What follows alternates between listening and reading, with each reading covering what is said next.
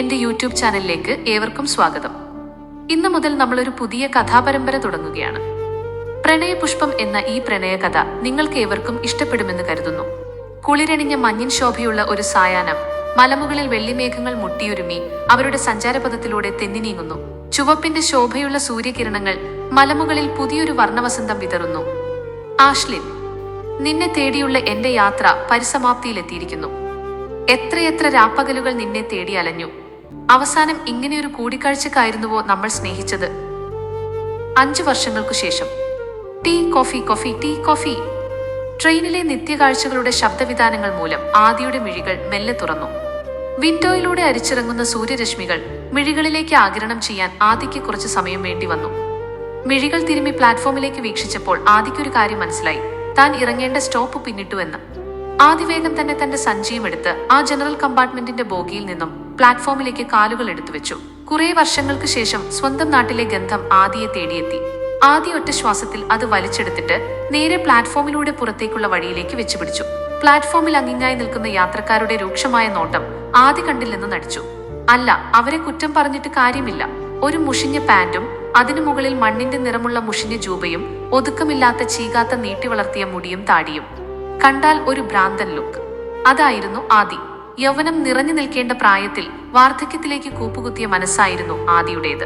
ഇനി ആദിയുടെ ഭാഷയിൽ പറയുകയാണെങ്കിൽ, കാലാനുരൂപം അല്ലാത്തൊരു ജന്മം. ഡിങ് ഡിങ് ബെല്ലിന്റെ സൗണ്ടും കണ്ടക്ടർ ഉച്ചത്തിൽ വിളിച്ചു പറയുന്ന സ്ഥലപ്പേരും കേട്ടപ്പോൾ ആദി ബസ്സിൽ നിന്നും ഇറങ്ങാനായി തയ്യാറെടുത്തു. സിറ്റിയിൽ നിന്നും കുറച്ച് അകലെയായി നെൽവയലുകളും ചെറുതോടുകളും ജലാശയങ്ങളും കുളങ്ങളും കൊണ്ട് സമൃദ്ധമായ ഒരു ഗ്രാമപ്രദേശത്തിന്റെ കവലയിൽ ബസ് നിന്നപ്പോൾ ആദി അവിടെ ഇറങ്ങി. അധികം മാറ്റമൊന്നുമില്ല. ബസ്സിൽ നിന്നും ഇറങ്ങിയ പാടെ ചുറ്റുമൊന്ന് കണ്ണോടിച്ച ആദിയുടെ മനസ്സ് മന്ത്രിച്ചു. രാഘവേട്ടന്റെ ചായക്കടയും രാജുവേട്ടന്റെ ബാർബർ ഷോപ്പും പിന്നെ തൊട്ട് കാണുന്ന പലചരക്ക് കടയും. അങ്ങനെ 5 വർഷങ്ങൾക്ക് മുൻപ് പോകുമ്പോൾ ഉണ്ടായിരുന്ന എല്ലാം ഇപ്പോഴും അവിടെയുണ്ട്. എന്നാലും പുതുതായി 1-2 കടകൾ ആദിയുടെ ശ്രദ്ധയിൽപ്പെട്ടു. ചുറ്റുമൊന്ന് വീക്ഷിച്ചിട്ട് ആദി രാഘവേട്ടന്റെ ചായക്കട ലക്ഷ്യമാക്കി നടന്നു. ട്രെയിൻ യാത്രയും സ്റ്റേഷനിൽ നിന്നും 1 മണിക്കൂർ ബസ് യാത്രയും ആദിയെ നന്നേ ക്ഷീണിപ്പിച്ചിരുന്നു. ചായക്കടയുടെ പുറത്തിരിക്കുന്ന ബക്കറ്റിലെ വെള്ളം കപ്പുകൊണ്ട് കോരി മുഖവും കൈയും കഴുകി ചായക്കടയിലേക്ക് കയറിയ ആദിയോട് രാഘവേട്ടൻ പുറത്തെ മൂലയിലെ ബെഞ്ചിലേക്ക് ചൂണ്ടിക്കാണിച്ചു. തന്റെ രൂപം ഇതായതുകൊണ്ടാകാം രാഘവേട്ടൻ പുറത്തെ ബെഞ്ചിലിരിക്കാൻ തന്നോട് പറഞ്ഞതെന്ന് ആദിക്ക് തോന്നി. രാഘവേട്ട, ഒരു കട്ടൻ കടുപ്പം കുറച്ച് വളരെ പ്രയാസപ്പെട്ട് ചെറിയൊരു പുഞ്ചിരി മുഖത്ത് വരുത്തിക്കൊണ്ട് ആദി പറഞ്ഞു. ആദിയുടെ ശബ്ദം രാഘവനിൽ ഒരു ഞെട്ടലുണ്ടാക്കി. മുൻപ് എവിടെയോ കേട്ട് പരിചയമുള്ള ശബ്ദം. രാഘവൻ ആദിയെ സൂക്ഷിച്ചു നോക്കി. ആദിയുടെ കണ്ണുകളിൽ നിന്നും അവനെ തിരിച്ചറിഞ്ഞ രാഘവൻ വേഗം തന്നെ ആദിയുടെ അടുത്തേക്ക് ഓട്ടി വന്നു. ആദി മോൻ. രാഘവന്റെ നാവുകൾ മന്ത്രിച്ചു. ആദി അത് കേട്ടപ്പോൾ അതെ എന്ന അർത്ഥത്തിൽ തലയാട്ടി. എവിടെയായിരുന്നുടാ? എന്തു കോലമായത്? രാഘവൻ ആദിയുടെ ശിരസിൽ തഴുകിക്കൊണ്ട് ചോദിച്ചു. ആദി ഒന്ന് പുഞ്ചിരിച്ചു. വിശേഷങ്ങളൊക്കെ ഞാൻ പിന്നെ പറയാം രാഘവേട്ട. ആദ്യം ഏട്ടൻ എനിക്കൊരു കട്ടൻ ഇട്ടുതാ. ആദി പറഞ്ഞത് കേട്ടപ്പോൾ രാഘവൻ ഇപ്പൊ തരാം എന്ന് പറഞ്ഞ് ചായ എടുക്കാൻ പോയി. മോനെ ഇന്നാ എന്ന് പറഞ്ഞ് രാഘവൻ ഒരു ഗ്ലാസ്സിൽ കട്ടൻ ചായയും ഒരു താക്കോലും എടുത്ത് ആദിയുടെ മുന്നിൽ വെച്ചു. ഇതിപ്പോഴും സൂക്ഷിച്ചുവോ? താക്കോൽ കണ്ടപ്പോൾ ആദി ചോദിച്ചു. ഇടയ്ക്ക് ഞാനും ദേവിയും കൂടി അടിച്ചുവാരി വൃത്തിയാക്കി ഇടാറുണ്ട്. മോൻ എപ്പോഴാ വരിക എന്നറിയാത്തത് കൊണ്ട് ആർക്കും വാടകയ്ക്ക് കൊടുത്തുമില്ല. അത് കേട്ടപ്പോൾ ആദി ഒരു ചെറുപുഞ്ചിരി രാഘവേട്ടനായി സമ്മാനിച്ചു. എവിടെയായിരുന്നു? ഒന്നും പറയാതെ പോയതാ. ജീവിച്ചിയപ്പുണ്ടോന്ന് പോലും അറിയില്ലായിരുന്നു. എന്താ മോൻ പറ്റിയത്? ഇഷ്ടപ്പെട്ട കുട്ടി മോനെ ഇട്ടിട്ട് പോയെന്ന് കരുതി ഇങ്ങനെ നാട് വിടണമായിരുന്നോ? അത് പിന്നെ രാഘവേട്ട, അപ്പോഴത്തെ സാഹചര്യത്തിൽ അങ്ങനെയൊക്കെ പറ്റി. പിന്നെ എവിടെയായിരുന്നു ഇത്രയും നാളെന്ന് ചോദിച്ചാൽ എനിക്ക് ഉത്തരമില്ല. യാത്രയിലായിരുന്നു. ഒരുപാട് പേരറിയാത്ത സ്ഥലങ്ങളിലൂടെ കുറെ ദൂരം സഞ്ചരിച്ചു. ഉത്തരവാദിത്തങ്ങളും ലക്ഷ്യങ്ങളും അവസാനിച്ച മനുഷ്യൻ ഈ ഭൂമിയിൽ എത്ര ദൂരം വേണമെങ്കിലും സഞ്ചരിക്കാമല്ലോ. കട്ടൻ ചായ ഒരിറക്ക് കുടിച്ചുകൊണ്ട് ആദി പറഞ്ഞു. ശരി, ഇനിയുള്ള കാലം ഇവിടെ കാണുമല്ലോ. അതിനുള്ള ഉത്തരം ഒരു ചിരിയിൽ ഒതുക്കി ആദി. എന്നാ പിന്നെ ഞാൻ ഇറങ്ങട്ടെ രാഘവേട്ട? വീട്ടിലേക്കല്ലേ? അതെ, ഞാൻ ഉച്ചയാകുമ്പോൾ അങ്ങോട്ടേക്ക് ഇറങ്ങാം. ശരി രാഘവേട്ട.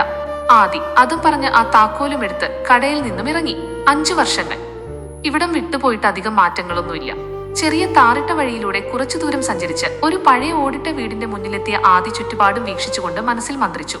രാഘവേട്ടൻ നൽകിയ താക്കോൽ കൊണ്ട് ആദി ആ ഓടിട്ട വീടിന്റെ വാതിൽ തുറന്നു. ആൾതാമസമില്ലാതെ കിടക്കുന്ന ഒരു വീടിന്റെ എല്ലാ പ്രതീതിയും ആ വീട്ടിലും ഉണ്ടായിരുന്നു. മുറ്റത്ത് കുറെ ഇലകളും ഓടിൻ പുറത്ത് അവിടെ ഇവിടെയായി മാറാലകളും. എന്നാലും രാഘവേട്ടന്റെ ഇടയ്ക്കുള്ള വൃത്തിയാക്കലിൽ അധികം കേടുപാടുകളില്ലാതെയിരിക്കുന്നു. ആദി ആ ചെറിയ വീട്ടിലെ എല്ലാം വീക്ഷിച്ചു. ആദി ഉപയോഗിച്ചിരുന്ന പഴയ കട്ടിൽ കണ്ടപ്പോൾ അതിലേക്ക് ആദി ഇരുന്നു. പതിയെ അതിലേക്ക് ആദി ചാഞ്ഞു. എത്ര കാലത്തിനു ശേഷമാണ് താൻ ഇവിടെ എത്തിയത്? എന്തൊക്കെ ദുഃഖങ്ങൾ ഉണ്ടെങ്കിലും അതൊക്കെ മാറാൻ ഈ കട്ടിലിൽ കിടന്ന് ഒന്ന് കണ്ണടച്ചാ മതി. അതെ, ഇവിടെ കിടക്കുമ്പോൾ അമ്മയുടെ സാന്നിധ്യം തന്നിലേക്ക് വന്നു ചേരും.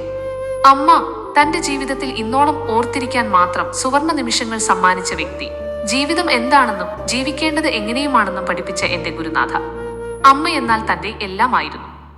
ഒരുപാട് കഷ്ടപ്പാടുകൾ ഏറ്റുവാങ്ങി എന്നെ വളർത്തി വലുതാക്കിയ എന്റെ അമ്മ സുഹാസിനി.